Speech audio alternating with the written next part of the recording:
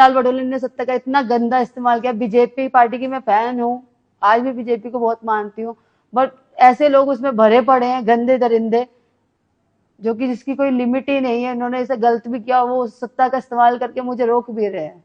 जो मेरे साथ बीत रही है आज की डेट में वो बताना चाहूंगी। मेरे साथ 3/7/2023 में एक घटना घटी थी कसौली में, जिसमें मेरे साथ रेप हुआ गया, गैंग रेप, जिसमें जो आरोपी हैं वो मोहन लाल बडोली, जो बीजेपी अध्यक्ष है आज की डेट में।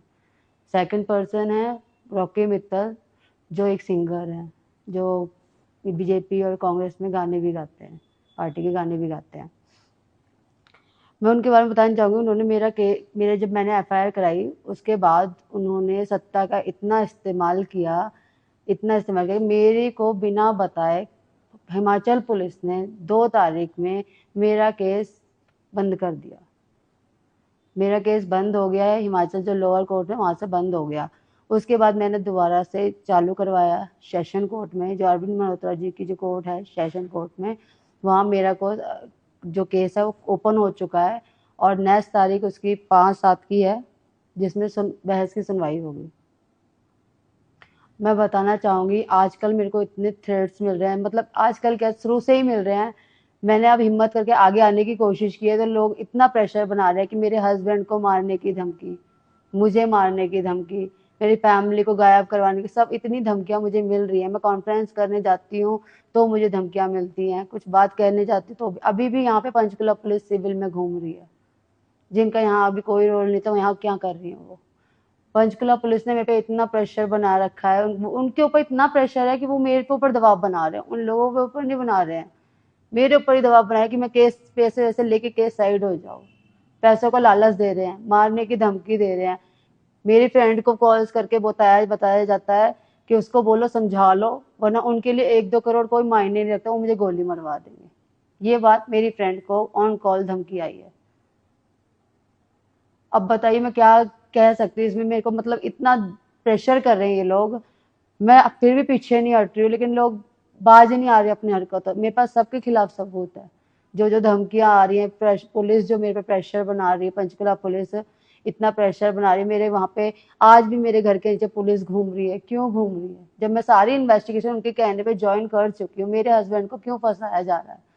मुझे कहते हैं आप साइड हो जाओ ले दे के, नहीं तो आपको हस्बैंड को झूठे केस में फंसा देंगे। मेरे हस्बैंड को भी कॉल्स आए हैं, फेक केस में मुझे भी फंसा चुके हैं वो, ऑलरेडी हनी ट्रैप के फेक केस में फंसा चुके हैं, जो मेरा इसमें कोई रोल नहीं है। जिसका रोल है उसका नाम भी नहीं है केस में। जिस लड़की ने धमकी दी है वो मेरी ही फ्रेंड थी पूनम, उसका रोल है, बट उसका उस केस में कोई नाम नहीं है। मेरा नाम क्यों है? मेरे वॉइस सैंपल लिए, मैंने उसके लिए भी हामी भर दी, बट उन्होंने मेरे से प्रेशर आए, जबकि मैंने डिनाई किया, मेरे को झूठ बोल के वॉइस सैंपल के लिए बुला लिया। बुलाने के बाद उन्होंने वॉइस सैंपल के, जब मेरे वॉइस सैंपल देने की बारी आई तो मुझे कहा कि मुझे पूनम की लाइन बोलनी है। क्यों? मैंने मना भी किया, 3 बार मना करने के बावजूद भी उन्होंने मुझसे पूनम की लाइन जबरदस्ती बुलवाई कि ये जरूरी है आपको बोलना, नहीं तो आपको बार बार बुलाएंगे। एक हैरेस करने वाली बात है, मुझे एक हैरेस किया जा रहा है कि मैं केस से पीछे हट जाऊं, पूरा प्रेशर है मुझ पर दबाया जा रहा है।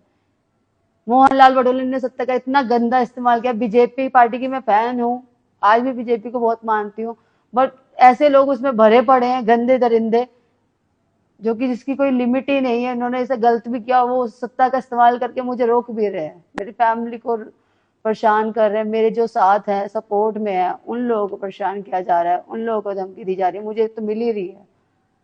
अब बताइए मैं कहाँ जाऊँ, किससे मैं मैं अरविंद मल्होत्रा जी ने मेरे केस एडमिट किया, बहुत शुक्रिया उनका, माननीय अदालत जी का, जिन्होंने मेरा केस रिओपन किया। आज वो बहस की सुनवाई पे पहुंच चुका है, बट मैं किससे गुहार लगाऊं, कहाँ जाऊं, मैं कितना गिड़गिड़ाऊं मैं लोगों के आगे, कहाँ जाऊं कि मेरी सुनी जाए। मैंने इतनी कॉन्फ्रेंस की, लोगों से रिक्वेस्ट भी की, मैं ये नहीं कह रही मेरे सपोर्ट में लोग नहीं, काफी लोग हैं जो मेरे सपोर्ट में हैं, बट आज भी कई लोग मुझे झूठा बताते हैं। अगर मुझे पैसा लेना ही होता तो अब तक मैं ले दे के साइड हो गई होती। मेरे को तो ऑफर मिल रहे हैं, वो लालच दे रहे हैं मुझे, बट मुझे अपना केस लड़ना है, मुझे अपनी बेटी को चेहरा दिखाना फ्यूचर में। मेरी छोटी सी बच्ची है, मुझे फ्यूचर पे मुझे है, कानून पे पूरा भरोसा है, लेकिन कुछ लोगों ने उनको भी बदनाम कर दिया सर। इतना प्रेशर मुझ पे बनाया जा रहा है, मेरे हस्बैंड को बेमतलब में इस केस में इन्वॉल्व कर रहे हैं, झूठे केस में। मेरे पास और रिकॉर्डिंग्स हैं, धमकियां आती है कॉन्फ्रेंस से पहले कि अगर करूंगी तो ऐसा कुछ हो जाएगा। मेरी फ्रेंड को कल पे मारने की धमकियां। क्यों? अगर मैंने कुछ, उन्होंने कुछ नहीं किया तो मुझे पैसे क्यों देते हैं? क्यों दे रहे हैं? लड़ो ना केस, फिर आप भी लड़ो। अगर मैं झूठी होंगी तो मैं हार जाऊंगी, अगर मैं झूठी होंगी तो मैं हार जाऊंगी ना। ज्यादा से ज्यादा क्या होगा? जिंदगी तो नरक वो कर ही चुकी है मेरी। मेरे पास मरने का अलावा कोई ऑप्शन ही नहीं बचा, लेकिन फिर भी मैं हिम्मत करके आगे चल रही हूँ। मैं बस एक गुहार लगा रही, प्लीज मेरा सपोर्ट कीजिए। इस केस में मैं जितना कर सकती हूँ अपने पूरे एफर्ट्स लगा रही हूँ। पुलिस को सारा सपोर्ट किया है मैंने, कोई इन्वेस्टिगेशन ऐसी नहीं है जो मैंने छोड़ी, लेकिन वो मेरे उस चीज का गलत इस्तेमाल हो रहा है। जब आपका जो लोअर कोर्ट है उसी में आपके फाइल बंद होगी है, तो आपको क्या उम्मीद है कि हायर कोर्ट में जाके क्या मिलेगा? सर उम्मीद पे ही दुनिया का आया मैं। एक जगह जब उम्मीद मरती है तो दूसरी जगह होती है। बनाया है कानून इसीलिए गया है कि जहां अगर किसी की नहीं सुनी गई है किसी तरह, तो वो दूसरी जगह अप्लाई कर सके, दूसरी जगह अपनी बात रख सके, किसी तरह उसे न्याय मिल सके। न्याय की उम्मीद है। हाँ जी, पूरी उम्मीद है मुझे। मतलब आपका कहना है कि निचले कोर्ट में आपकी बात नहीं सुनेगी? हाँ जी, मेरी बात नहीं सुनी गई। 2 डेट में मुझे बिना सूचित के, मेरे पास कोई संबंध नहीं आया मेरा, जबकि original I card Himachal police में सबमिट था। वोटर आधार कार्ड वहां सबमिट है, उस पर मेरा ओरिजिनल आधार कार्ड पे मेरा ओरिजिनल जो एड्रेस है अभी का परमानेंट एड्रेस वो उस पर है। बट मेरे पास कोई भी मेल आईडी या किसी पे भी व्हाट्सएप पे भी कोई भी संबंध मेरे को रिसीव नहीं हुआ है। 2 डेट में मेरा केस बंद कर दिया गया, मेरे को बिना सूचित किए। हाँ जी सर, देखो ये तो मैं नहीं कह सकती प्रेशर है कि उसको लालच है, क्योंकि जिस दिन उस रूम में मेरे साथ घटना घटी थी वो उस रूम में थी अवेलेबल।